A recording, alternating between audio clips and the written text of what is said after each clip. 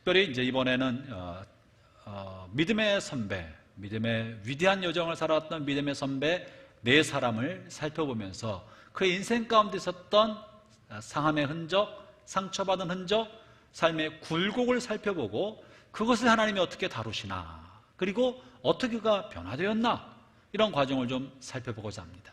사실 우리 모든 사람은 이 죄악의 가시밭길을 걸어가고 있는, 그 죄악의 가시밭길을 맨발로 걸어가고 있는 사람과 똑같습니다.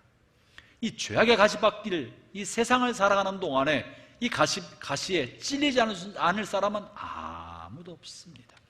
우리는 태어날 때부터 죄악이 가득한 가시밭 속에 알몸으로 태어나고 죄악이 없는 곳은 아무 데도 없습니다. 가정은 완벽한 곳인 것 같지만 가정 안에도 죄악의 흔적이 있어요, 없어요? 있어요. 우리를 완벽하게 사랑하시는 엄마 아빠 속에도 그분들도 죄인인지라 우리를 사랑할 때 잘못 사랑하고 잘못된 방법을 택하여서 그분들의 잘못된 방법 때문에 굉장히 많이 상처받습니다. 어떤 부모가 자식을 상처 주고 싶어 하겠습니까? 좋은 뜻으로 하는데 그러나 마음에 죄성이 있기 때문에 그게 다 온전하지 못한 거예요. 자, 태어날 때부터 죄악의 가시덤불 속에서 알몸으로 뒹굴면서 우리는 알게 모르게 상처를 받고, 학교에 가서 상처를 받습니다. 사회생활하며 상처를 받습니다.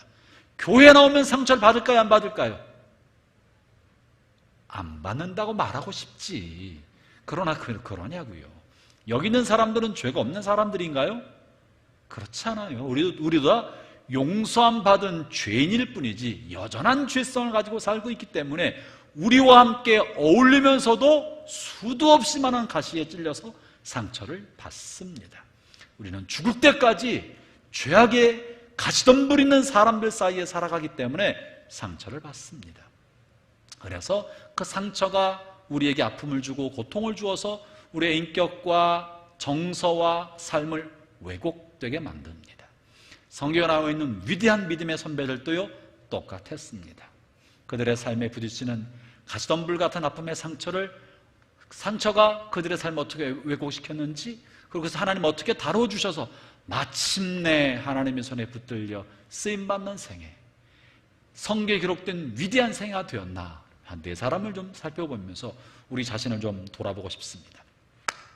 창세기는요, 사실 인류의 역사와 우주의 기원을 다룬 책이에요. 1장부터 앞장 10장, 11장까지는 인류의 기원에 관한 이야기와 역사와 우주와 지구의 기원에 관한 이야기가 대하 드라마처럼 쫙 펼쳐졌습니다. 그랬다 것이 11장으로 딱 끝나고 12장부터는 한 사람 인생에 초점 맞추어 들어갑니다. 아니, 책 자체가 창세기인데 세상의 시작에 관한 이야기인데 그것이 11장까지만 그렇고 12장부터는 한 사람 인생을 추적해 갑니다. 그리고 그의 아들에 관한 이야기와 그 아들에 관한 이야기와 그 아들에 관한 이야기, 네 대에 걸친 믿음의 조상, 믿음의 위대한 선배 네 대에 걸친 이야기를 12장부터 마지막 50장까지 쫙 펼치고 있습니다. 그 첫 번째 사람이 아브라함이고, 그리고 그의 아들 이삭, 그리고 그 아들 야곱, 그리고 요셉에 관한 이야기입니다. 그래서 우리는 이 네 사람을 믿음의 조상이라고 말합니다. 그 믿음의 조상의 시조가 아브라함이죠. 그리고 이삭, 야곱, 요셉, 이 네 사람의 위대한 믿음의 조상 중에서 그래도 와, 훌륭하다 할 만한 사람 대부분입니다. 우리가 알고 있는 아브라함, 정말 위대한 생애를 살았어요. 고향 땅을 살고 있다가 하나님이 떠나라, 이곳은 악한 곳이고 우상 숭배하는 곳이니까 떠나라. 어디로 가오리까? 떠나라. 어디로 가오리까? 떠나라. 내가 너에게 지시할 땅, 갈 때마다 가다 보면 지시해 줄 테니까 일단 떠나라 할 때 두말 없이 보따리 싸서 떠났어요. 목적지를 가지고 떠난 것이 아니라 떠나라니까 그냥 일단 떠났고 발길 닿는 대로, 구름 흘러가는 대로, 하나님 이끄시는 대로 그냥 갔어요. 그러다가 여기다 하는 곳에 짐을 풀고 머물렀습니다. 그것이 아브라함의 믿음의 삶의 시작입니다. 여러분, 무언가 알고 가는 것만이 아니고요, 어떤 때는 하나님이 이끄시는구나라는 믿음이 있으면 가는 겁니다. 완성된 목표가 있고 설계도가 다 보여줘서 하는 것이 아니고요, 어렴풋이 무엇이구나 싶으면 가는 거예요. 그게 믿음인 거죠. 아브라함의 믿음은 그렇게 시작됐습니다. 그리고 하나님이 네가 너에게 아들을 주겠다. 75세 때 그랬어요. 근데 그 75세 때 주신 하나님의 말씀이 언제 응답이 됐어요? 100세가 되었을 때. 25년간 응답이 안 됐어요. 말이 25년이지. 이거 쉬운 일이에요? 어려운 일이에요? 여러분, 25년 동안 기다 응답을 기다려보지 않았으면 말하지 마세요. 이게 보통 일이 아닌 거예요. 아마 근데 여러분들이 적지 않은 사람들이 또 가족의 구원을 위해서 25년 기도하는 사람이 있을지 모르겠어요. 저도 그런 사람 중에 한 사람이었어요. 하나님 25년 만에 그 기도를 응답해 주셨어요. 100세가 되어 아들을 얻었습니다. 더욱더 기가 막힌 거는 그렇게 기도 응답으로 얻은 아들을 바쳐라. 죽여서 바쳐라. 아브라함 그것도 순종했습니다. 이런 위대한, 우리는 상상할 수 없는 그런 믿음의 결단과 도전을 했던 아브라함의 흔적, 충격적인 믿음의 삶을 살았습니다. 이삭, 그가 청년의 나이에 그 아버지가 그를 칼을 들이대 죽이려 할 때 아버지 왜 이러십니까? 이럴 수 있는 나이에 이삭은 어떻게 했어요? 아버지 왜 이러십니까? 번제할 하나님이 너를 번제로 바치라고 했다. 꽁꽁 묶을 때 그것이 하나님의 뜻, 성경 기록도 있지 않지만 그것이 하나님의 뜻이라면 그러면 그렇게 하십시오라고 아무 말 없이 제단 위에 올라가서 늙으신 100세가 넘은 늙으신 아버지가 자기 목에 칼을 대어 죽이려 할 때까지 반항 한 번 하지 아니하고 그대로 죽음을 받은 사람이 이삭입니다. 이 일이 쉬워요? 어려워요? 보통 일이 아닌 거예요. 보통 일이 아닌 거예요. 어떤 젊은 아이가 이게 말이 되냐고요. 다른 것도 아니고 죽이려고 하는 건데. 이삭은 이미 그때 자신의 자아, 자신의 생각, 자기 고집, 자기 의, 자신에 관한 모든 것이 완전히 십자가의 죽음을 경험한 사람입니다. 그래서 이삭은요, 그 이후로 한평생 사는 동안 별 고난이 없었어요. 왜냐하면 자아가 죽었기 때문에. 이삭이 자아가 죽은 것은 어떻게 나타나느냐? 그 이후에 이삭의 종들이 우물을, 광야 생활에서 가장 중요한 건 물이에요. 물. 유목을 하고 강수량이 적기 때문에 우물을 파면 옆 동네에 있는 사람들이 와서 이거 내 거야, 우리 조상들이 있었던 거야. 말도 안 돼, 내가 팠는데 그 땅 주인이 아무도 아닌데. 그럴 때 이삭이 어떻게 했습니까? 싸웠어요, 안 싸웠어요? 누가 요구하면 그래 너 가져라. 겨우 우물 하나 만든다는 게 얼마나 어려운 일인데, 사실 얼마나 어렵고 얼마나 가치 있고 그랬으면 이 동네 사람들이 다 달려들어서 뺏으려고 했던 거거든요. 양보해주고 또 멀리 가서 이상하게 산만 되면 물이 터지네 파서 또 우물을 만들어내면 또 와서 덤벼들어 자기 거라 싸워. 그래 가져라. 반복해서 자신의 생애의 최고의 성취물들을 약탈하고자 했을 때 두말하지 않고 다 주고 떠났습니다. 이것이 이삭의 자아가 파쇄되어 결과가 어떠하든지 하나님께 전적으로 의존하는 삶을 살고 있는 모습을 보여주는 거였던 거예요. 그럼 이삭은 얼마나 훌륭한 사람입니까? 알다시피 요셉은 또 얼마나 훌륭해요. 그렇잖아요?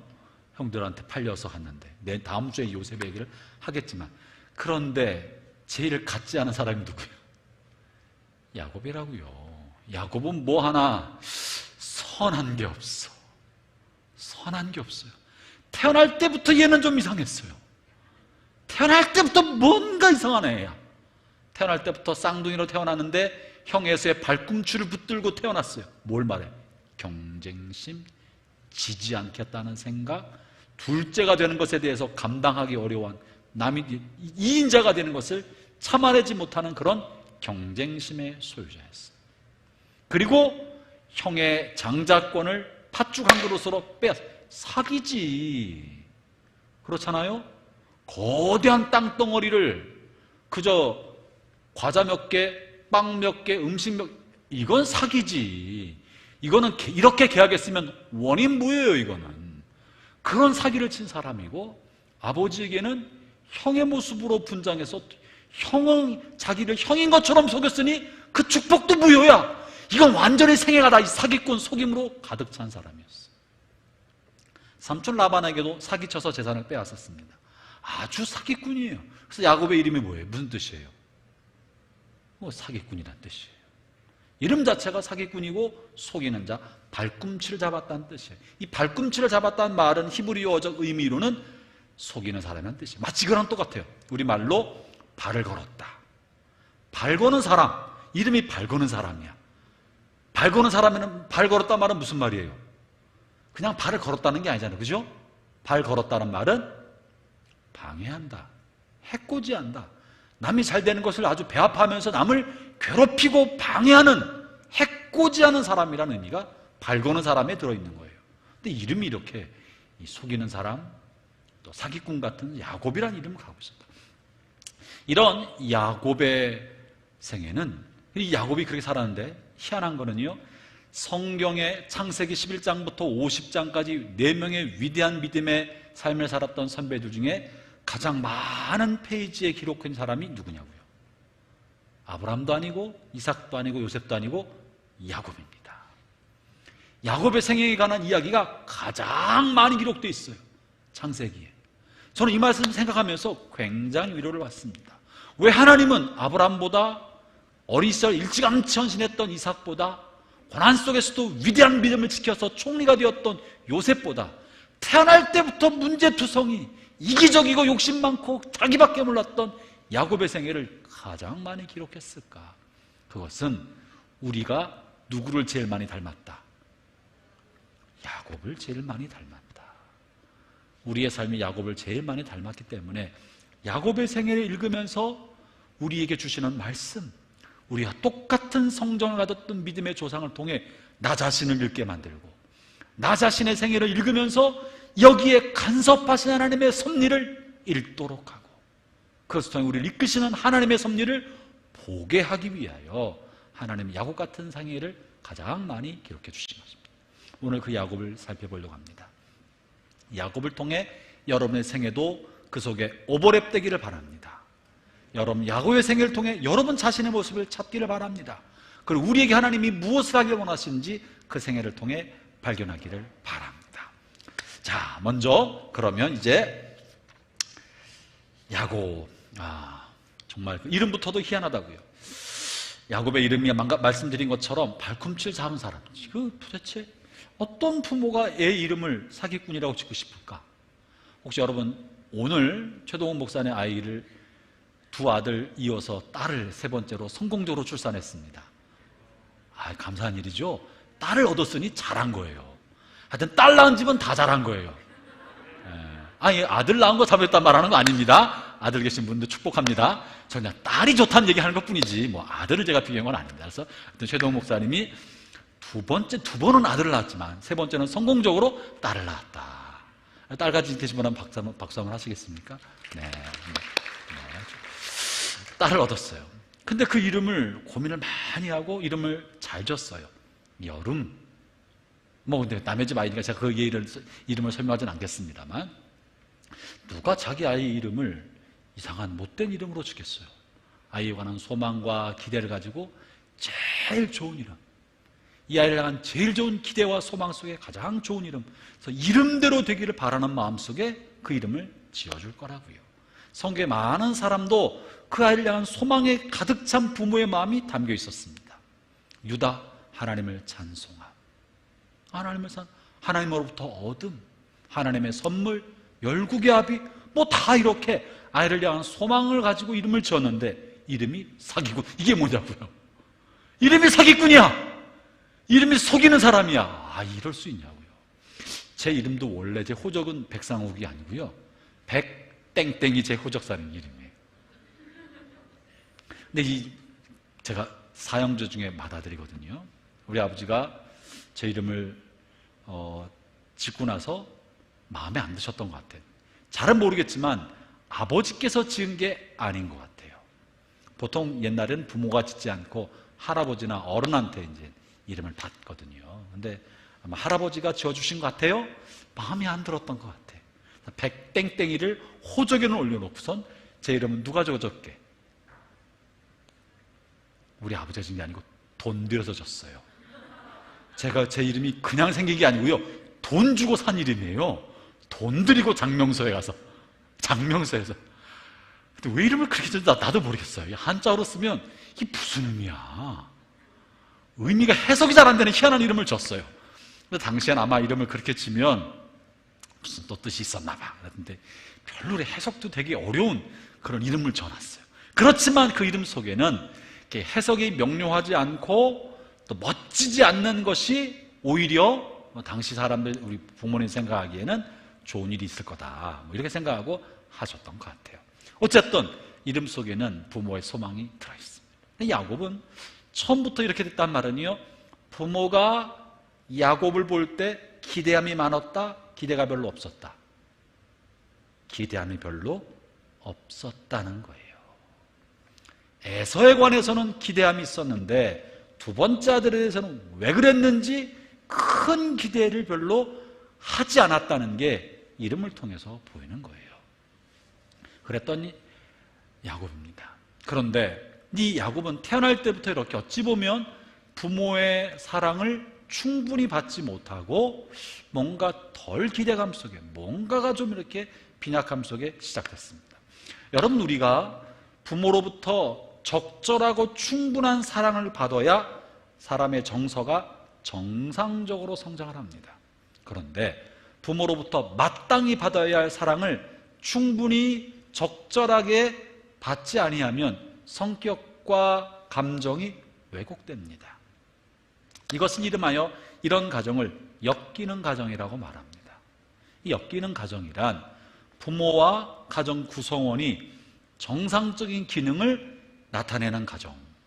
그러니까 부모는 아버지는 아버지로서의 기대할 만한 역할을 해주고, 어머니는 엄마로서 기대할 만한 역할을 하고, 형은 형으로서, 동생은 동생으로서 적절한 자기 기능을 잘하는 가정이 정상적인 정기능 가정이에요. 근데 이것이 그러지 아니하고 뭔가가 이상하게 작동하면 이것이 가족 구성원들에게 고통이 되고 상처가 되어서 인격과 정서가 왜곡이 되는 거예요. 예를 들면 기대하는 거는 누구나 다 아버지가 돈을 벌어오고 가정의 경제와 의사결정권의 핵심으로 어른으로 있기를 기대합니다. 그런데 어떤 가정에서 아버지가 경제적인 능력이 없어, 돈을 잘 못 벌어와, 경제적인 능력이 없으면 말에 힘이 없어요, 약해 보여요. 그러면 어머니가 밖에서 돈을 벌어오면서 경제권을 가지고 있으면서 언어의 힘도 갖게 돼요. 그렇게 가족 구성원이 그렇게 되면요, 아이는 아버지에 대한 기대가 왜곡이 되면서 정서 형성에 장애를 받습니다. 어머니에 관한 어머니는 기대했던 것보다 더 강력한 언어적 영향력을 가지면서 정서적으로 왜곡이 되기 시작합니다. 오늘날 아빠와 역할의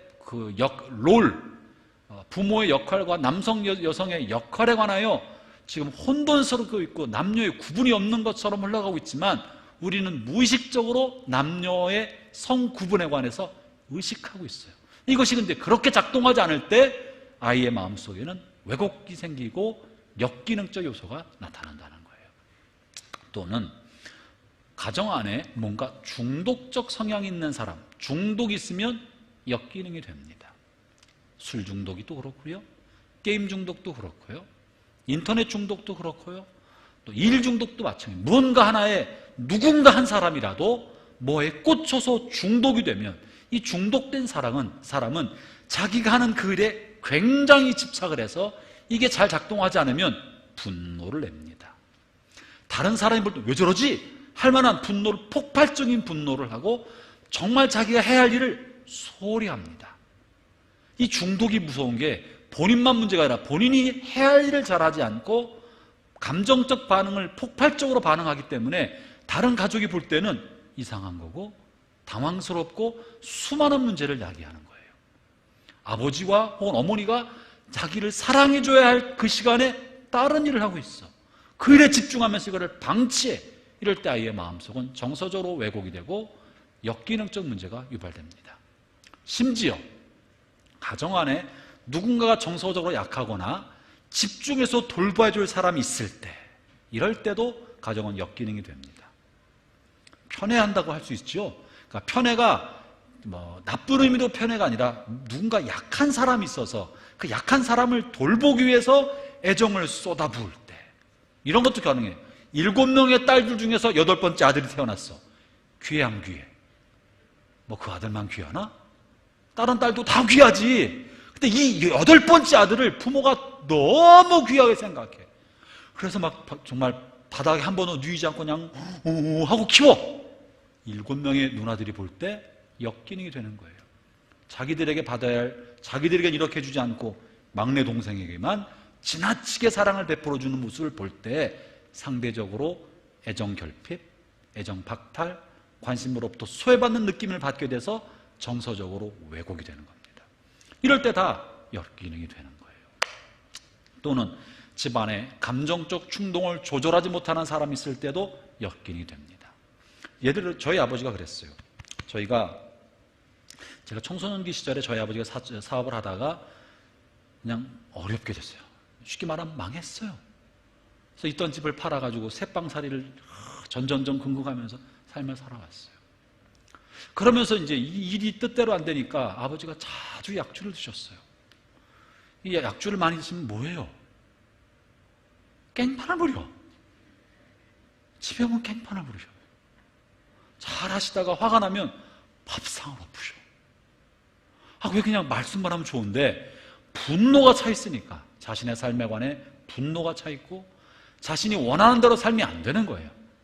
난 우리 아버지가 왜 사업을 망했고 망한 이후로 재기를 못 하셨어요. 재기를 못하고 너무나 어려운 삶을 계속 이어갔기 때문에 나이를 먹으면서는 정말 힘들었구나 생각이 되지만 당시로는 이해할 수가 없어요. 아니, 돈 못 벌으면 돈 못 버는 대로 살면 되지 왜 그 분풀이를 집에서 하나. 제가 이해하지 못했고, 또 수년 동안, 10수년 동안 경제적인 책임을 못 졌기 때문에 거기에는 얼마나 많은 시도를 또 했겠어요. 일터에서 했는데 다 안 되니까 속이 막 화가 많이 차 있었던 것 같아요. 그래서 자주 술을 잡수시고 오면 자분자분 말하지 않느냐 하시고 큰 소리부터 야 나왔다 하고 방문 열고 들어오시고, 물론 어떤 때는 이제 통닭도 들고 들어오시고 그렇게도 하시지만, 장난감도 들고 가시지만 기분 좋을 땐 그렇게 기분 좋고 기분 안 좋으면 완전히 사람을 반대는 거예요. 밥상 없고 뭐가 집에 좀 이상하기만 하면 소리 지르고, 공부하고 있는데 안 하는 것처럼 보이면 나와라 그래서 소리 지르고. 그래서 아버지가 약주하시고 기분이 안 좋게 되면 온 집안이 완전히 그냥 다 자기 자리 들어가서 말하지 않고 눈 안 마주치고, 아버지가 불러서 대화하기 시작하면 아버지가 어떤 반응할까 눈치 보면서 아버지 화나지 않게 하려고 이럴 때 자신의 감정을 지나치게 억압하고 감정을 숨기고 말을 못하고 아버지 비유만 맞추어 드리는 이런 청소년기 시절을 보냈어요. 이것이 저에게는 감정적인 역기능을 갖게 만들어줬어요. 그러고 나서 제가 나이 먹고 이제 20대가 되고, 20대 졸업하고, 대학교 졸업하고 나서 제가 직장생활 했잖아요. 아시죠? 일찌감치 목사가 된 사람이 아니에요. 직장생활 하면서 내가 놀란 게, 내가 교편생활 할 때 언제 한번 말씀드린 것 같아. 교감 선생님이나 교장 선생님을 만나서 대화할 때 굉장히 제가 어려워한다는 걸 알았어요. 나이 많은 분, 나의 어른을 만나서 대화하는 게 굉장히 제가 어려웠어요. 제가 하고 싶은 말을 전달하지 못하고 쭈삣쭈삣하고 땀이 나고 의사 전달을 제대로 하지 못해서 하고 싶은 말도 못하고 표현을 잘 못하고 굉장히 긴장하는. 왜 그렇지 내가? 잘못한 것도 없는데 어른들 만나서 대화하는 게 너무너무 어려웠어요. 나중에 보니까 아버지로부터, 아버지가 무슨 대화하다가 화를 막 쏟아부니까 이 두려움이 어른에 대해서 대하는데 어려움, 정서적인 장애가 있는 청년을 되게 만들었더라고요. 여러분, 적절한 감정을 포용되는 공동체에서 표현해내는 것을 배우지 못하면 감정이 장애가 생깁니다. 내가 슬프면 슬플 줄 알아야 되고, 속상하면 속상하다고 표현할 수 있어야 되고, 화나면 화난다고 말을 하고 적절히 표현할 수 있어야 되는데 못하게 만드는 억압된 분위기. 사내식이 울면 안 돼. 눈물 뚝! 감정을 억압시키는 환경 속에 살아오면 자기 감정을 표현하지 못합니다. 하고 싶은 말이 있는데 입 다물어! 어디 아빠 앞에서 이 말을 몇 번 들으면 이 아이는 자기 말을 표현하는 방법을 잃어버려요.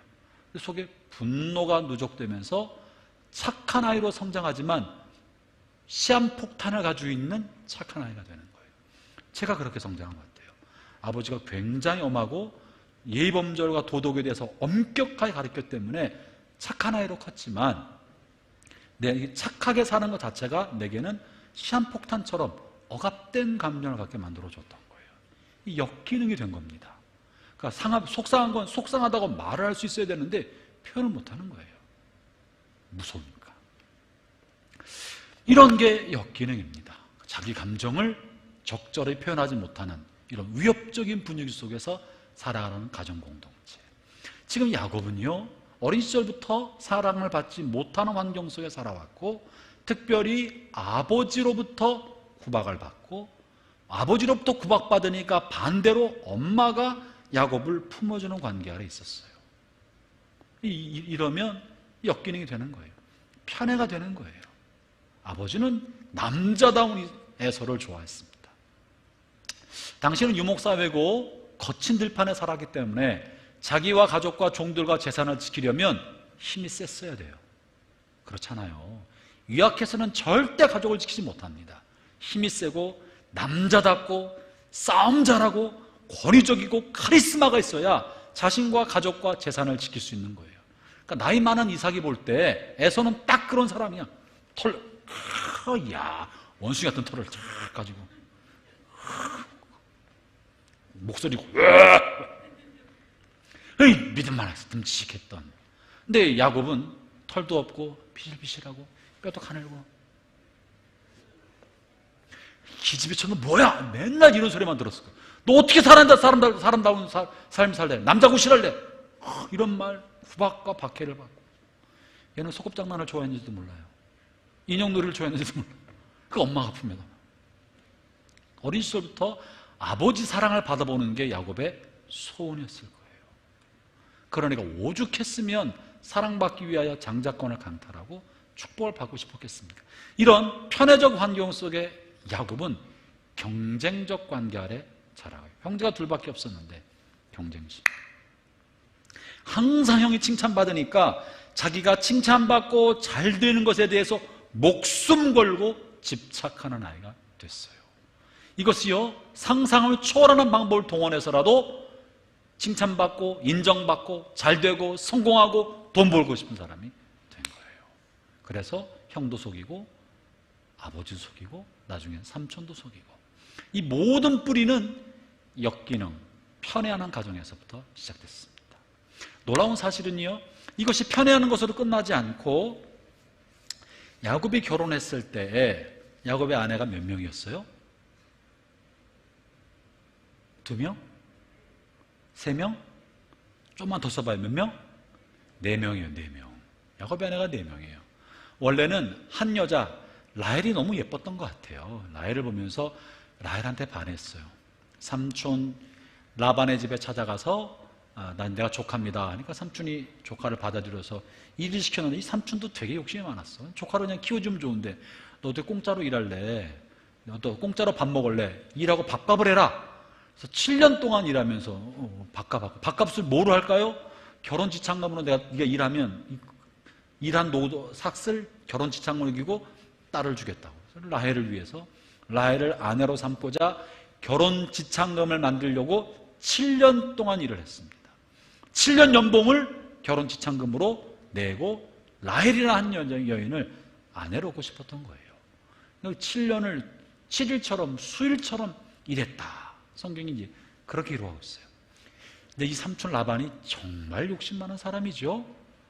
라헬, 딸이 둘이었는데 동생 라헬을 원해서 야곱이 7년을 일했는데 결혼하는 밤 라헬을 신혼방에 넣지 않고 누구를?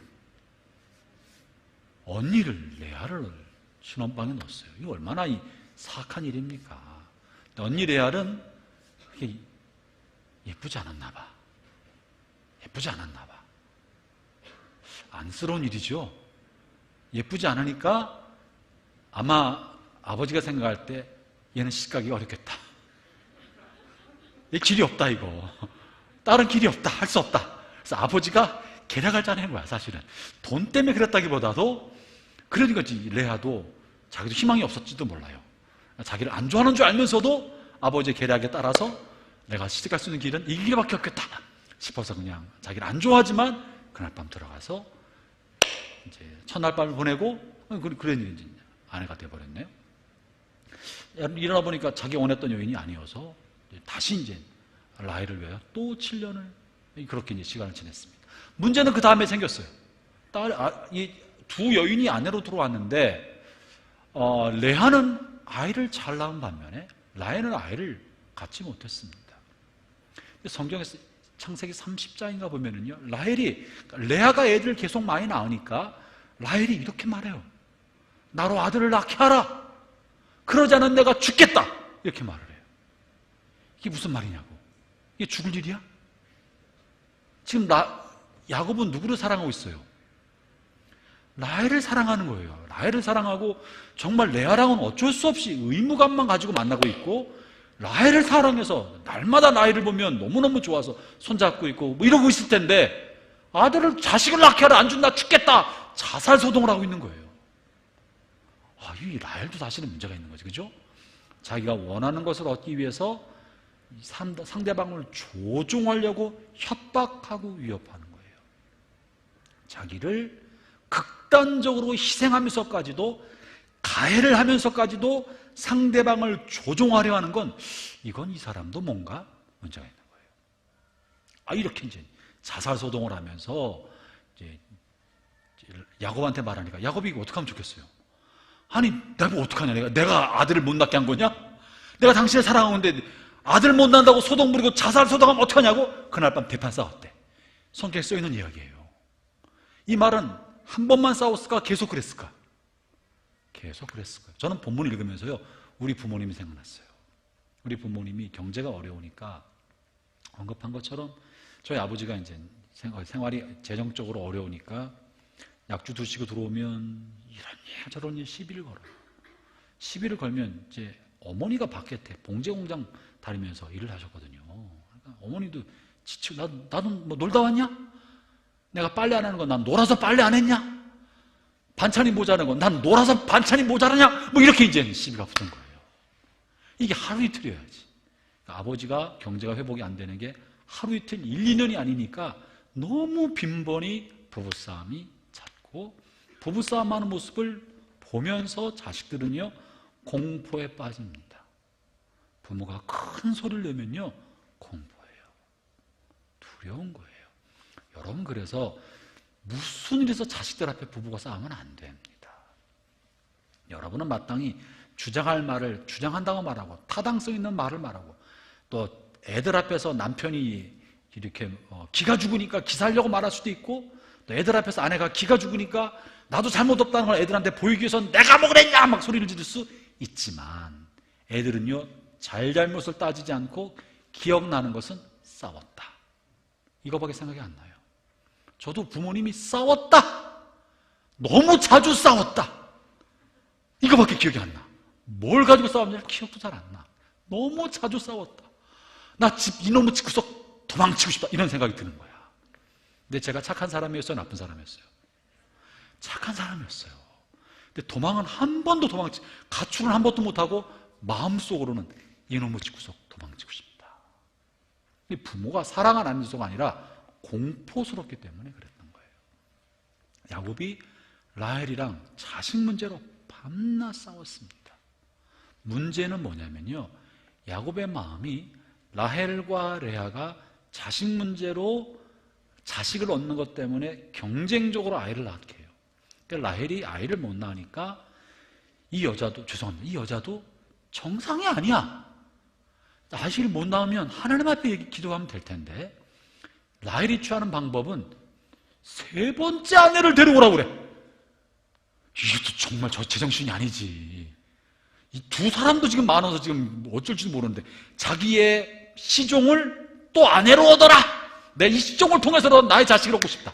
세상에 세 번째 아내를 자기 입으로 데리고 오라고 했으니 이게 제정신이냐고요. 라헬의 몸종을 자기 남편의 세 번째 아내로 넣어줍니다. 그걸 통해서 자식을 얻으려고 그래요. 레아는요, 자식이 충분히 있었습니다. 근데 희한하게 한 사람이 무언가에 대한 집착을 하면 상대방도 집착을 할까 안 할까요? 집착을 해요. 여러분, 이 집착이라는 건 상승작용이 있는 거예요.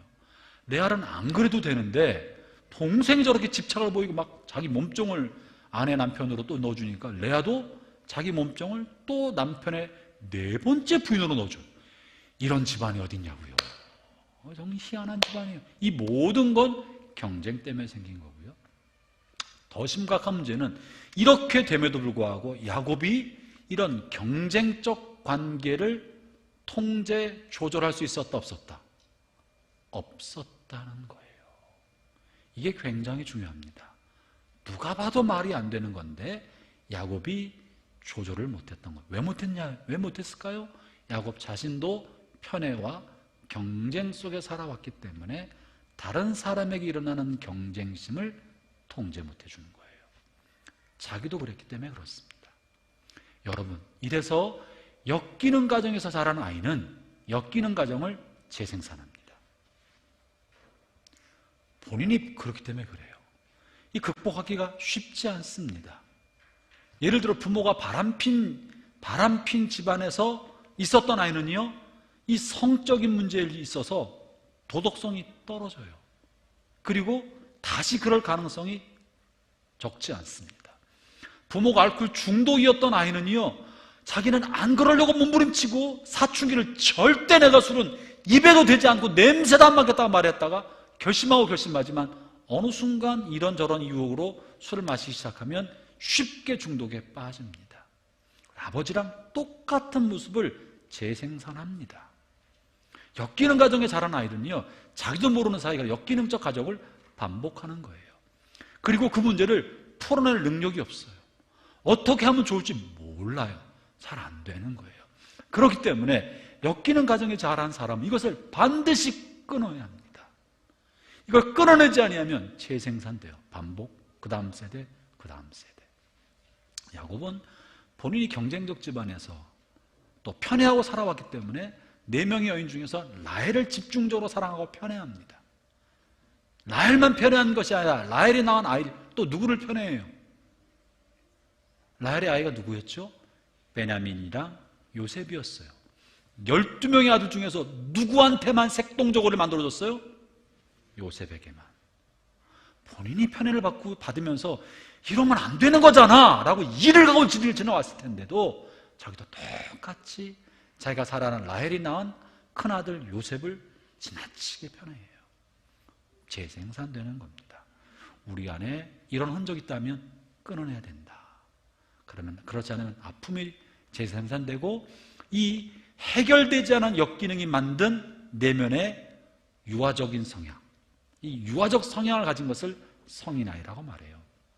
어덜트 차일드, 등치는 어른인데 속사람은 아이 같아서 자기 감정대로, 자기가 원하는 대로 통되지도 않게 움직이는 성인아이. 쉽게 거짓말도 잘하고 쉽게 무책임해지고 또는 지나치게 애정 결핍 때문에 무언가에 대해 몰입하고, 이 성인아이의 기질인데 이 야곱이 그렇고요. 야곱이 그런 것을 재생산해내고 있는 거예요. 그런 약함이 이 가정에 나타나고 있는 겁니다. 그러면 하나님 이것에 대해서 어떻게 다루시나?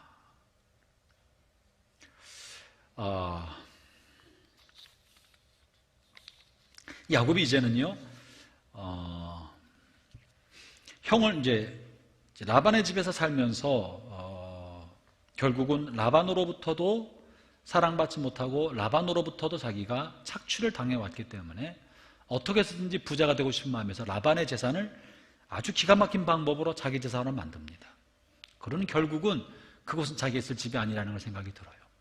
엮이는 가정에서 자란 사람들, 이 사람들은 공통적으로 외로움과 고독감을 갖습니다. 고독하고 혼자 있는 것 같아요. 아내가 넷이고 아들이 12명이어도 고독감을 느끼고 외로움을 느낍니다. 그 이유는 뭐냐면 자기의 정서, 감정을 교감할 대상이 없기 때문에 그렇습니다. 자기의 감정을 공감해주는 사람이 없으니까 많은 사람이 있어도 외로운 거예요. 돈이 굉장히 많았어요. 야곱이 재산이 굉장히 많았습니다. 재산이 많아도 외롭고 허전하고 혼자 있는 고립감을 느껴요. 그렇기 때문에 그나마 나를 사랑해줬던 누구? 엄마가 있었던 고향으로 돌아가고 싶은 마음이 든 거예요. 물론 하나님을 만나기 위해서 갔지만 근본적으로는 엄마에 있던 곳, 나를 공감할 수 있는 고향으로 돌아가고 싶은 마음을 갖습니다. 이 야곱의 생에서 이제 그러면서 기억해야 할 곳이 장소가 두 군데가 나오는데 그 중에 하나는 베델이고 하나는 야복강입니다. 베델은 어떤 데냐면 여러분 제 얘기를 잘 정리하고 계십니까? 제가 지금은 엮이는 가정 이야기를 하고 있고 엮이는 가정을 극복했던 이야기를 이제 하려고 합니다. 먼저 야곱은 아버지와 또 형으로부터 미움받아 도망가면서 삼촌 라반의 집을 향해 도망가다가 가던 길에 힘들고 지쳐서 자기도 모르게 쓰러져서 잠드는 곳, 그 잠들어 있는 곳에서 하늘문이 열리고 하늘에서 사닥다리가 내려오고 천사들이 우르락내리락 하는 환상을 봅니다. 그리고 그때 하나님을 만납니다. 내가 네가 어디로 가든지 내가 너를 붙잡아 주겠다. 너를 도와주겠다. 그것이 바로 베델, 하나님의 집이라고 야곱이 명칭한 베델이었습니다. 베델은 야곱에게 굉장히 중요한 터닝 포인트였습니다. 어떤 장소냐면 지금까지 야곱은 이삭이라는 믿음의 조상으로부터 믿음의 조상의 아들로 살아왔었어요. 모태신앙이었어요. 이삭은 신실한 사람이었기 때문에 아버지의 신앙생활을 보고 자랐고, 그렇죠? 할아버지 이야기를 듣고 자란 사람이에요.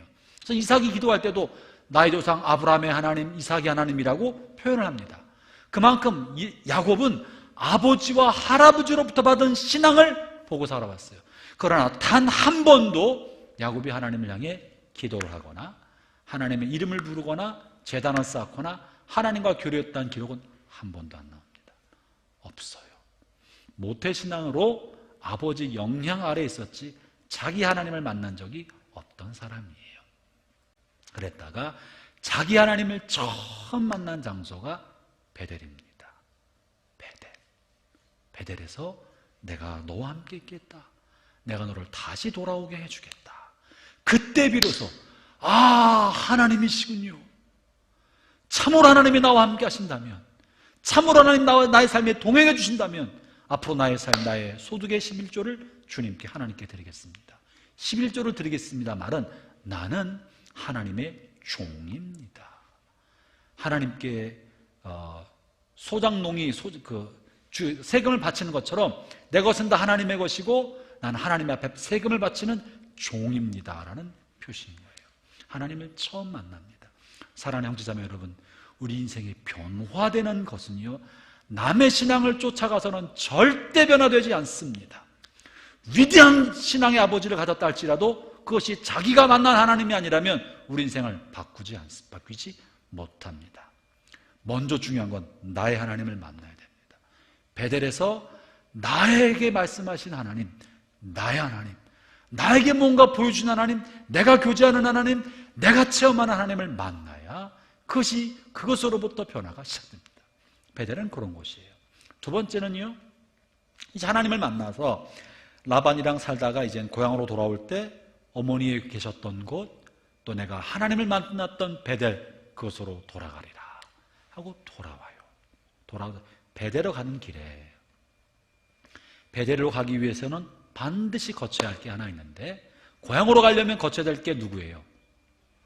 마음에 남아있는 숙제, 에서예요. 에서. 지금 야곱 왜 먼 길을 떠나 삼촌 라반 집에 사는 겁니까? 누구 때문에? 에서 때문에 그랬어요. 에서에게 몹쓸 짓 했잖아요. 자기가 에서라고 속이고 아버지한테 장자의 축복을 받았으니 에서는 몹쓸 짓을 했다고요. 어머니가 야곱을 떠나보내면서 형에 관해서 마지막 말을 들려줬어요. 뭐냐면 네 형이 너를 죽이려고 한다. 도망가라. 야곱이 들었던 형에 관한 마지막 메시지는 나를 죽이려고 하는 무서운 털복숭이, 근육 우람한 무서운 형, 생각만 해도 끔찍해. 그 형이 나를 죽이려고 해. 아마 주먹 한 방에 박살날 것만 같은 이 두려움이 머리에 있었어요. 근데 이 형에 관한 생각을 하니까 두려움이 몰려왔던 거예요.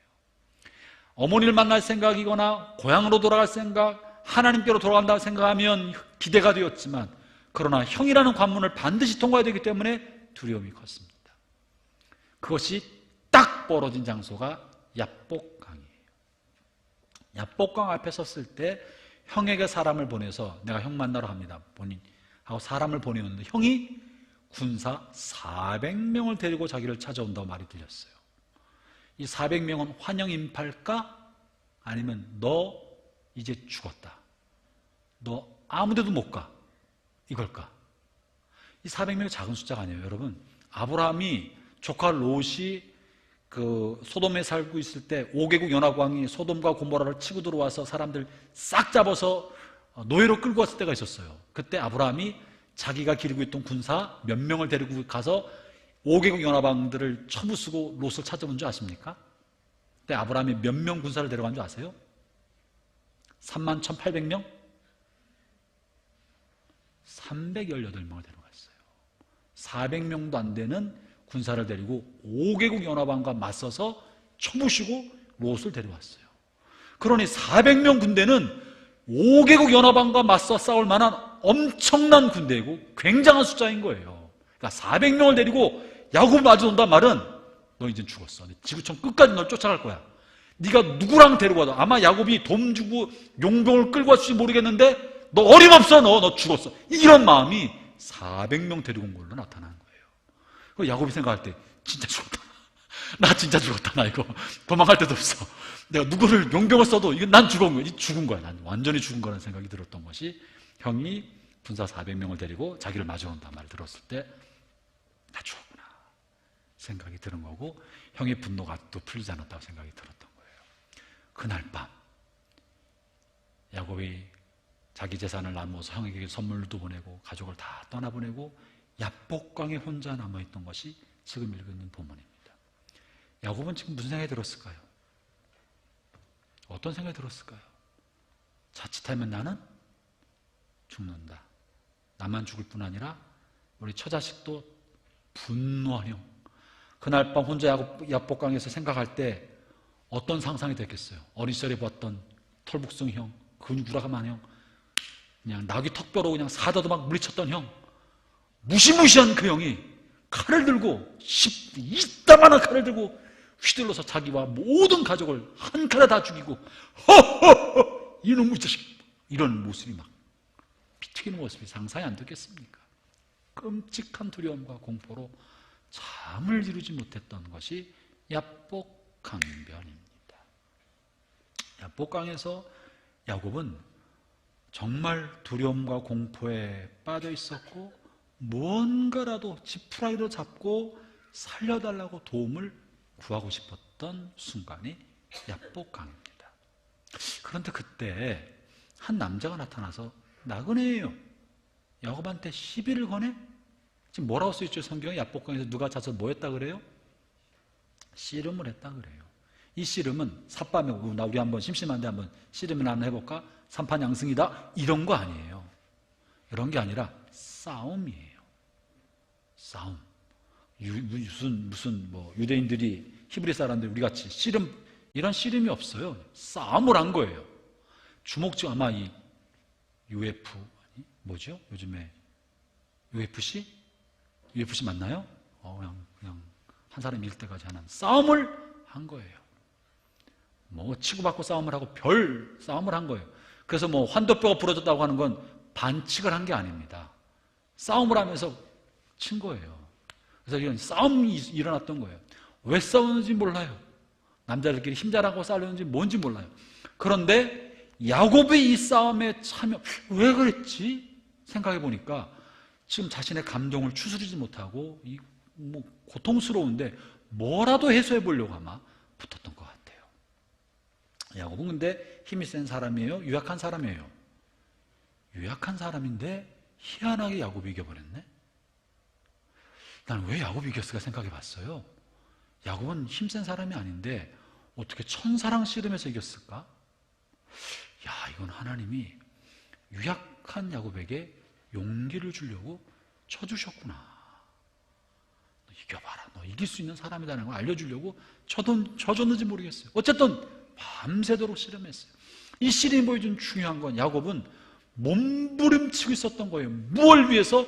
어떻게든지 이 공포와 두려움과 위협으로부터 벗어나고 싶은데 내가 할 수 있는 일은 아무것도 없어. 그러니 뭐라도 붙들고 씨름하고 있었던 거예요. 이 본문은 마치 옛날에 제가 어린 시절에 목사님들이, 믿음의 선배들이, 부흥사들이 자주 그랬어요. 산기도해라, 산기도해라. 저도 어린 시절 청년 시절에 산에 올라가 산기도 했습니다. 나무 붙들고 산기도하면 그때 부흥사들이나 선배들이 많이 말했던 게 소나무 뿌리 하나 뽑고는 나와요. 이거 들어보셨어요? 산기도에서 소나무 뿌리 하나는 뽑고 와야 된다고 혹시 들어보신 분? 그거 아시는 분은 다 알아. 이 세대가 차이가 나는 거야 이거. 우리 세대는 산에 올라가서 이번에 올라가서 소나무 뿌리 하나 뽑아야. 소나무 뿌리 뽑아본 사람. 나도 소나무 뿌리 여러 번 뽑으려 했거든요. 안 뽑혀요. 이게 소나무 뿌리가 그냥 요만하게 그냥 가늘어도 뿌리가 얼마나 깊은지 몰라. 이거 안 나오는 거예요. 근데 밤새 주여 막 이렇게 흔들어야 이게 뽑힐 때 막 안 뽑히는 거예요. 그런데 소나무 뿌리 하나 뽑고 와야 된다고 말했던 선배들의 말은 뭐냐면 한두 시간 기도해서 된다 안 된다? 안 된다. 어지간히 기도해서 안 된다. 너희 문제 해결하려면 산에 올라가서 죽을 힘을 다해서 밤새 기도하고 끝장 보겠다는 생각하고 기도하고 내려와라. 이 말을 소나무 뿌리 하나는 뽑고 와야 된다는 말로 했던 거예요. 몇 시간 한번 흔들어 왔어 내가 정말. 큰 나무는 움직이지도 않고 요만한 나무 딱 요만해. 와 주야 기도는 안 나와. 이게 나무만 흔든다. 나무만 흔들어 뽑고 와야 되니까. 그래도 안 뽑혀요. 이거는 우리가 인생에 위기가 생기고 어려움이 생길 때 하나님 우리로 하여금 사생결단하는 마음으로 하나님 앞에 매어 달려서 죽기 살기로 기도하면서 단판을 짓는 신앙을 말해줍니다. 근데 우리가 저도 보니까 신앙의 이런 야성이 굉장히 많이 사라졌어요. 너무 편하게 좋은 게 좋은데 굳이 꼭 그럴 필요가 있나. 이성적으로 멋있게 세련되게 기도해야지. 기도문 쫙 적어서 시적인 기도문을 쫙 읽고 굳이 저렇게 미친놈처럼 막 쫙 읽고 하나님 그래야만 들으시나. 이렇게 너무 세련된 신앙생활을 하면서 야복강의 야성이 사라져버렸어요. 야성이 사라지면서 이 야성이 사라지면서요 우리 안에 있는 짐승성은 그대로 남아있는 거예요. 우리 안에 해결되지 않은 짐승성, 성인 아이의 짐승성은 남아있는 거예요. 근데 놀라운 거는요, 야성을 가지고 주님 앞에 몸부림치던 어느 순간 주님이 우리 안에 있는 해결되지 않았던 짐승성을 딱 쳐서 꼬꾸라뜨릴 때가 있어요. 그러면 부서집니다. 그러면 와장창 깨지는 거예요. 나의 자존심과 뭔가 인정받고 싶은 생각과 괜찮다고 여겨지는 그 모든 것들이 어느 순간 내 안에 짐승성처럼 야성처럼 막 표출되다가 하나님 꽝 한번 치면 와장창 부서지면서 눈물 콧물이 그냥 비가 쏟아지듯이 한 방 쏟아져요. 그럴 때 마치 엉덩이 뼈가 부서지는 것처럼 자아가 팍 유리잔 깨지는 것처럼 깨져 버리면 자유함을 누립니다. 내가 아무것도 아닌 자존심을 붙들고 살아왔구나. 내가 아무것도 아닌 이기심, 아무것도 아닌 욕심 부리고 이렇게 살아왔구나. 이거 아무것도 아닌데 이걸 정말 알게 됩니다. 이게 깨어질 때 이 내 안에 있었던 인정받고 싶어하는 애정 결핍, 자존심 때문에 몸부림치면서 지지 않으려고 했던 이 경쟁심, 이게 한 방에 부서지는 거예요. 이게 부서지지 않으면 이러저런 방법으로 교묘하게 변장해서 계속 재생산되고 이것이 우리 다음 세대에게도 고스란히 전수가 되고 다음 자식에게만 나타나는 것이 아니고요, 그 사람이 리더십으로 있을 때 그 리더십 아래 있는 사람들에게도 똑같이 나타나요. 왜냐하면 자기도 자기 부모가 리더로서 감정적으로 폭발하면서 자기를 조절해 왔거든. 화를 내면서 내 행동을 교정시켜 왔기 때문에 나도 다른 사람의 행동을 교정시켜 주려니까 화를 내게 돼 있는 거예요. 무언가를 조종해서 교정시켜 주려고 하는 거예요. 배운 게 그거밖에 없으니까 그거 말고는 다른 길을 할 줄을 몰라. 그렇게 재생산되는 거예요. 근데 이게 깨지고 나면 아무것도 아니구나. 아무것도 아니구나. 인생은 하나님이 이끌어 가시는구나 라는 걸 보게 됩니다. 사랑하는 형제자매 여러분, 제가 왜 상한 인생편 첫 번째 시간에 야곱을 다루느냐 하면 우리 인생이 어쩌면 너무 세련되게 사는지 몰라요. 신앙생활을 너무 나이스하게 하고 있는지 몰라요. 나이스해서 겉으로 볼 때는 괜찮아요. 여러분 저 볼 때 괜찮죠, 그죠? 세련된 목사 아니야? 그러나 내 안에도 이 야성과 짐승성과 깨어지지 않은 성인아의 기질이 있다고요.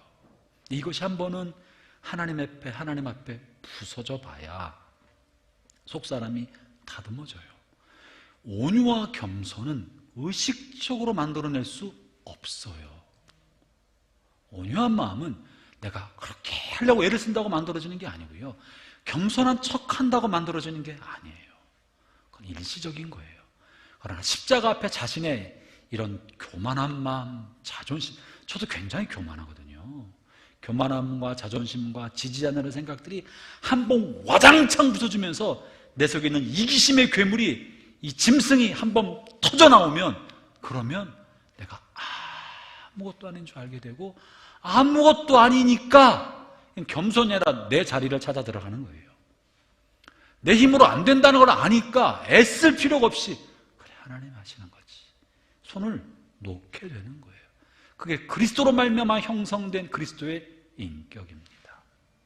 스스로 인격을 가지려고 하면 늘 부딪히고 싸움이 생기고 이중적이 돼요. 하나님이 나를 부딪히고 부서지게 만들면 바뀝니다. 사랑하는 형제자매 여러분, 나이를 들수록 성격이 잘 안 바뀝니다. 나이 들수록 잘 안 바뀌어요. 왜냐하면 내 성격을 내가 계속 그렇게 만들고 살아왔어요. 잘 안 깨져요. 그러나 우리가 주님 만나기 전에 한번 우리가 부서져야 되지 않겠습니까? 깨져야 되지 않겠습니까? 주님 닮아가는 모습을 갖춰야 되지 않겠습니까? 베델에서 우리가 하나님 만나는 것이 너무나 사실이라면 이제 두 번째 단계, 나의 자아를 깨뜨려서 하나님이 쓰실 만한 사람으로 만들어가야 합니다. 그것이 야복강입니다. 놀라운 사실은요, 야복강을 지나고 나서 야곱이 완전히 달라집니다. 야복강 전에는 지지 않으려고, 내가 당하지 않으려고, 속지 않으려고, 이기려고 몸부림쳐 왔다면요, 야복강을 지나면 32장을 봤죠. 34장에 야곱의 딸 디나가 세겜 사람에게 강간을 당하는 일이 벌어집니다. 분노한 형 루벤과 몇 사람들이 작전을 짜서 세겜 사람들을 싹 죽여버립니다. 근데 야곱의 식구는 얼마 되지 않거든요. 여긴 남의 땅이었어요. 남의 땅에 들어와서 남의 땅 나그네들이 전쟁을 일으켰으니 동네 사람과 주변 사람들이 분노해서 저거 다 죽여버리자 하고 분노가 일어날 판입니다. 그럴 때 야곱이 어떻게 행동한 줄 아십니까? 칼 들어, 전쟁이다, 지면 안 된다, 이렇게 하지 아니하고 피하자. 성경 읽어볼까? 하나님께로 올라가자 그래요. 이 희한한 일이 벌어진 거예요. 34장.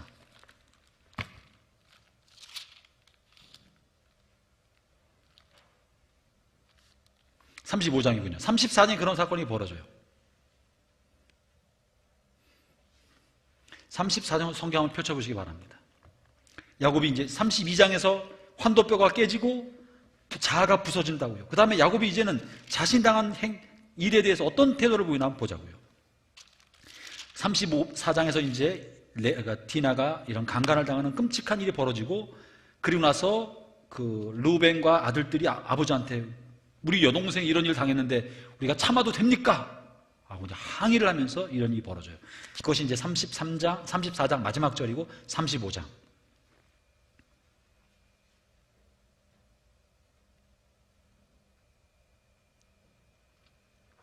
2절, 3절. 함께 읽어보시죠. 시작. 야곱이 이에 자기 집과 사람과 자기에게 함께한 모든 자에게 이르되 너희 중에 있는 이방 신상을 버리고 자신을 정결하게 하고 너희들의 의복을 바꾸어 입으라. 우리가 일어나 베델로 올라가자. 내 환난 날에 내게 응답하시며 내가 가는 길에서 나와 함께 하신 하나님께 내가 거기서 제단을 쌓으려 하노라 하매. 희한한 일이에요. 주변에는 수많은 사람들이 몰려와서 자기를 다 죽이려 할 수 있는 이 위급한 상황에 야곱이 선택하는 건요, 칼을 들고 창을 준비하라 하는 것이 아니라 베델을 올라가서 하나님께 제단을 쌓자. 내 생명과 우리 온 가정의 생명은 전적으로 하나님께 매달렸다. 엊그저만 해도 예서 때문에 두려워서 죽을 것처럼 하고 있었던 사람이 이제는 하나님께 전적으로 매달리자 생각이 바뀝니다. 그리고 하나님은 야곱의 가족을 보호해 주십니다. 우리가 우리 안에 있는 엮이는 가정에 있는 아픔과 상처 극복하는 첫 번째 방법은 하나님을 만나는 거고, 이 하나님 만나는 우리 자아가 파쇄되도록 하는 거예요. 이 하나님 만날 때 하나님께 무엇을 말씀하실까? 두 번째인데요, 놀라운 사실은 성경에 하나님께서 성경에 있는 수많은 사람 중에서 그 사람의 이름을 가장 많이 부른 사람이 누굴까? 여러분 성경 쭉 따져보세요. 성경에 있는 수많은 믿음의 사람, 아브라함과 이삭과 야곱과 모세와 노아와 다윗과 수많은 믿음의 사람 중에 하나님께서 성경에 명시적으로 기록하기를 누구야라고 이름을 가장 많이 부른 사람이 누굴까? 야곱입니다. 야곱입니다. 야곱아, 이스라엘아, 야곱아. 한번 봅시다. 불러서 하나님이 뭐라고 말씀하시나 한번 들어보세요. 이사야서 41장 한번 봅시다. 이사야서 41장.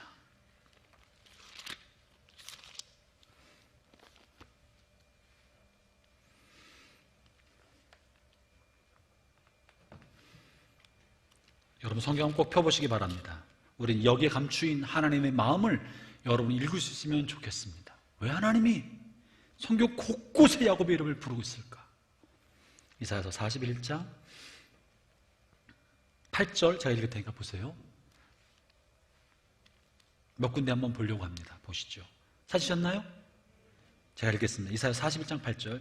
그러나 나의 종 너 이스라엘아, 내가 택한 야곱아, 나의 벗 아브라함의 자손아. 바로 아래 10절. 두려워하지 말라, 내가 너와 함께함이라. 놀라지 말라, 나는 네 하나님이 됨이라. 내가 너를 굳세게 하리라. 참으로 너를 도와주리라. 참으로 나의 의로운 옷으로 너를 붙들리라. 13절. 이는 나 여호와 너희 하나님이 내 오른손을 붙들고 내게 이르기를 두려워하지 말라, 내가 너를 도우리라 하실 것임이라. 버러지 같은 너 야곱아, 너 이스라엘 사람들아, 두려워하지 말라. 나 여호와가 말하노니 내가 너를 도울 것이라. 네 구속자는 이스라엘의 거룩한 이니라. 버러지 같은 야곱아, 이스라엘, 이렇게 말씀하고 계시죠. 31장, 33장, 43장 한 장 넘겨보세요. 43장 1절. 야곱아, 너를 창조하신 여호와께서 지금 말씀하시느니라. 이스라엘아, 너를 지으신 이가 말씀하시느니라. 너는 두려워하지 말라. 내가 너를 구속하였고 내가 너를 지명하여 불렀네. 너는 내 것이라. 너는 내 것이라. 3절. 대전하는 여호와 내 하나님이요 이스라엘 거룩한 자요 내 구원자임이라. 4절. 네가 내 눈에 보배롭고 존귀하며 내가 너를 사랑하였은즉, 이렇게 말씀하고 계시고요. 44장 한 장 더 넘겨보세요. 또 1절. 나의 종, 44장 1절. 나의 종 야곱, 내가 택한 이스라엘아, 이제 들으라. 내가 너를 만들었고 너를 모태에서부터 지어낸 너를 도와줄 여호와가 이같이 말하노라. 나의 종 야곱, 내가 택한 여수로나 두려워하지 말라. 21절. 44장 21절. 야곱아, 이스라엘아, 이 일을 기억하라. 너는 내 종이라. 내가 너를 지어나니 너는 내 종이라. 여기서 반복해서 말하고 있는 게 야곱아, 이스라엘아, 그러면서 무엇을 말씀하세요? 내가 너를 지었다. 내가 너를 만들었다. 내가 너를 구속한다. 나는 너를 돕는다. 왜 이렇게 말씀하고 계시냐고. 야곱은 태어날 때부터 거절감을 받았어요. 원치 않는 자식을 낳은 것처럼 거절감을 받았어요. 사랑받지 못했어요. 던져진 사람, 버려진 사람처럼 살아왔어요. 아무도 나를 도와줄 사람 없는 것처럼 어린 시절부터 나 혼자 살아남아야 되겠다고 경쟁적으로 어떻게든지 살아보려고, 아무도 나를 인정해주지 않으니까 살아보려고 몸부림치면서 형을 속이고 아버지를 속이고 삼촌을 속이고 살아왔어요. 하나님이 내가 너 지었어. 내가 너 만든 거야. 내가 너 도와줄 거야. 내가 너를 붙들어줄 거야. 걱정하지 마. 내가 네 옆에 있어. 이 말을 반복해서 해주셔요. 왜? 애정결핍 때문에. 애정결핍 때문에. 자기는 버림받았다고 생각하고 인정받지 못했다고 생각하는 야곱을 향해서 내가 너를 지었어. 내가 너의 하나님이야. 내가 너를 도와줄 거야. 걱정하지 마. 내가 네 옆에 있지 않니? 내가 너를 붙들어 줄 거야. 이 말을 반복해 해주고 있습니다. 여러분, 엮이는 가정에 자란 사람들이 갖고 있는 많은 요소는요, 사랑받지 못하는 것에 대한 두려움이에요. 이것은 다른 사람이 채워줄 수 있는 것은 한계가 있습니다. 하나님께서 그래서 무조건적이고 무한한 사랑으로 야곱을 향하여 반복해서 말씀해 주면서 내가 너 사랑한다. 내가 너 지었다. 나는 너의 하나님이다. 걱정하지 마라. 두려워하지 마라. 내가 너를 붙들어 준다. 형제자매 여러분, 여러분 인생 하나님이 이런 말씀을 들어야 합니다. 그래 우리가 사람한테 휘둘리지 않고 사람한테 매이지 않고 마치 애정 결핍 있는 사람처럼 사람한테 매달려 징징거리지 않고 하나님 날 붙들고 있다는 것을, 하나님 날 지키고 있다는 걸 확신하기 때문에, 그러지 않으면 이런 사랑받지 못한 것 같은 애정 결핍이 있는 사람은요, 누군가 자기를 좋아해주면 올인해요. 목매. 여기 상처받으면 세상을 다 잃어버린 것 같아. 또는 누가 나를 거절하면 죽고 싶어. 역시 나는 사랑받지 못할 만한 사람이야. 나는 버림받아 마땅한 사람이야. 아무도 나를 사랑하지 않을 것 같아. 좌절해. 누가 나의 마음에 원치 않는 것을 하고 내가 원하는 걸 안 해주면 화가 나고 분노. 또 나를 버리는 거야. 또 나를 거절하는 거야. 또 나를 상처 주는 거야. 분노로 쏟아나. 끊임없이 이게 반복됩니다. 부부관계도 마찬가지고요, 연애할 때도 마찬가지입니다. 하나님이 날 사랑하신다는 것을 알기 전까지는 마치 무언가 모자란 사람처럼 계속 이 관계에 들어갑니다. 형제자매 여러분, 그렇기 때문에 성경이 야곱 이야기를 길게 기록하고 이사야서에서 반복해 말하면서 그러지 않다, 그러지 않다. 하나님 너를 사랑하신다. 너를 지었고 하나님이 너를 붙들어 주신다, 보호하신다는 이야기를 반복해 주고 있습니다. 형제자매 여러분, 이 하나님을 의지하기를 바랍니다. 이 하나님을 붙들어야 합니다. 야곱이 이렇게 야복강에 있을 때 야곱이 어떻게 환도뼈가 깨졌나? 야곱이 씨름하고 있는 사람이 물어봐요.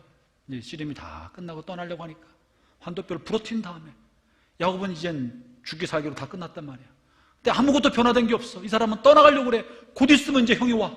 인생의 절박한 위기가 왔을 때 이 야곱은요, 뭐라도 붙들고 이겨내고 싶은데, 근데 자기한테 씨름이 졌거든. 이 남자가 씨름을 졌는데 축복해달라고 말해요.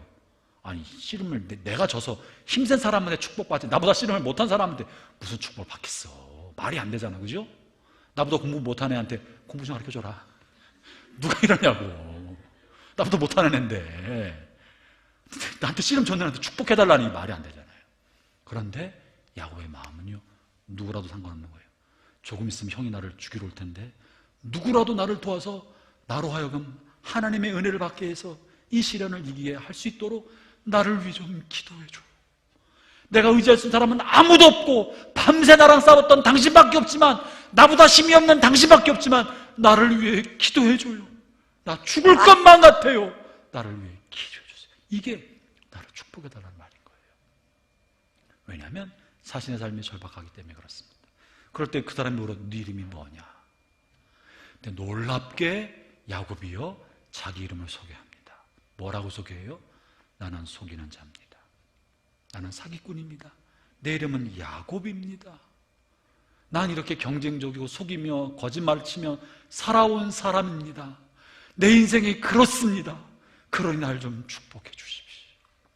자기를 야곱이라고 소개하고 자기한테 진 그 사람에게 축복받겠다고 무릎을 꿇는 순간, 그때 사실 하나님의 은혜가 임한 것입니다.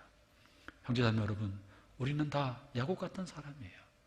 우리는 하나님 앞에 서서 네 이름이 뭐냐? 하나님, 나도 사랑받기 위해서 몸부림쳐 왔습니다. 나도 힘들게 살아왔습니다. 이런 이유 때문에 눈물 뿌리고 속이는 사람처럼 경쟁하면서 지지 않으려고 이를 악물고 살아왔습니다. 내가 그런 사람입니다. 주님, 나를 축복해 주십시오.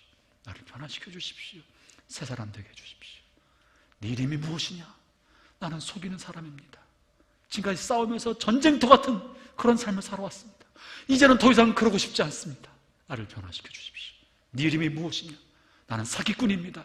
내가 형을 속이고 지금까지 도망치는 삶을 살았고, 아버지를 속이고 지난 20년 도망치는 삶을 살았습니다. 이제는 그것을 청산하려고 합니다. 저를 축복해 주십시오. 네 이름이 무엇이냐? 내가 여기 무릎 꿇습니다. 나를 축복해 주십시오. 그것이 야복강에서 지금 야곱이 천사를 향해, 천사들도 모르죠. 자기한테 씨름한 대진 이 사람에게 자신을 드러내고 있는 것입니다. 자신을 드러내지 아니하면 치유는 일어나지 않습니다. 자신을 드러내지 아니하면. 감추고 있으면서 어떻게 수술을 할 수 있어요? 옷 입고 어떻게 수술하냐고요. 벌거벗어야, 내 환부를 보여주어야 성령의 칼이 들어와서 우리를 수술할 수 있는 거예요. 야곱이 네 이름이 무엇이냐 할 때 내가 야곱입니다 하고 무릎 꿇고 자기한테 씨름한 대 친 사람에게 무릎 꿇는 그 순간 하나님의 치유가 임하여 그를 고친 것입니다.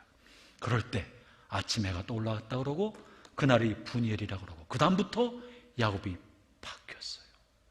형을 만날 때 그전까지는 형만 보면 식은땀이 줄줄 흘렀는데 그 다음날 형을 만나니 형을 만난 내가 하나님을 보는 것 같습니다. 난 이거 거짓말이 아니라고 생각해요. 자가 깨져서 디나 사건 때는 하나님께로 올라가자. 그리고 훗날에는 야곱은 바로를 축복하는 사람이 됩니다. 바로를 축복하지 않습니다.